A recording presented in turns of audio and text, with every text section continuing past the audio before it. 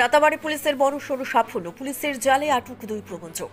বৃহস্পতিবার রাতে করিমগঞ্জ জেলার রাতাবাড়ী থানার পুলিশ কাছাড় জেলার কাঠিকড়া ও সোনাই এলাকায় অভিযান চালিয়ে সুলতান আহমেদ চৌধুরী এবং মুস্তাকিন আহমেদ লস্কর নামের দুই প্রতারককে গ্রেফতার করে। স্থানীয় কানাইবাজার এলাকার জাহানুদ্দিন নামের এক ব্যক্তির দায়ের মামলার তদন্তে নেমে পুলিশ এই দুই প্রতারককে গ্রেফতার করে। এটা ক্রিপ্টো কারেন্সির ভুয়ো অ্যাপ তৈরি করার মাধ্যমে উপত্যকাজুড়ে প্রতারণার জাল বিস্তার করার অভিযোগ রয়েছে।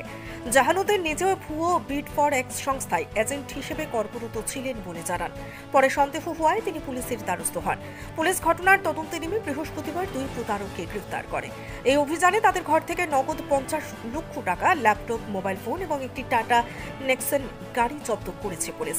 প্রাথমিক তদন্তে পুলিশ এই অ্যাপটি ভুয়ো বলে যথেষ্ট তথ্য প্রমাণ পেয়েছে বলে খবর। রামকৃষ্ণনগর থেকে শ্যামল আচার্যের রিপোর্ট, নিউজ অবিকল। যোৱাকালি আমাৰ এটা কমপ্লেইন আহিছিলে যে কিছুমান মিছক্ৰেণ্টে ক্ৰিপ্ট'কাৰেঞ্চিৰ নামত সাধাৰণ লোকৰ পৰা অধিক পইচা ৰিটাৰ্ণ কৰিম বুলি এটা এপছ খুলি লৈ তেওঁলোকৰ পৰা পইচা সংগ্ৰহ কৰি আছিলে।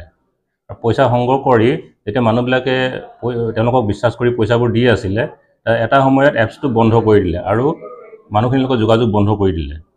বন্ধ কৰি দিয়াৰ পিছত আমাক কমপ্লেইনটো আহিলে।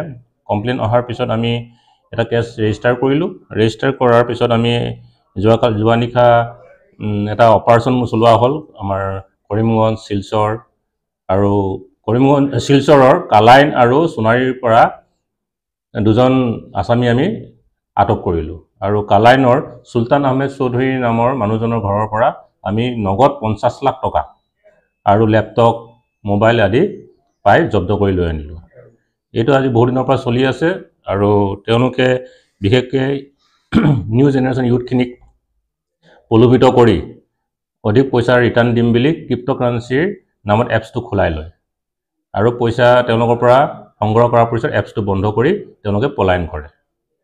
আৰু এই সম্বন্ধত আৰু অধিক তদন্ত চলি আছে। ধন্যবাদ। সম্পূৰ্ণ চাইবাৰ কাম, চাইবাৰ ক্ৰাইমৰ দৰে এইটো কৰি আছে ঘটনাখিনি। তেওঁৰ সুলতান আহমেদৰ পৰা গাড়ী এখন টাটা নেক্সাছ গাড়ী এখনো জব্দ কৰা হৈছে।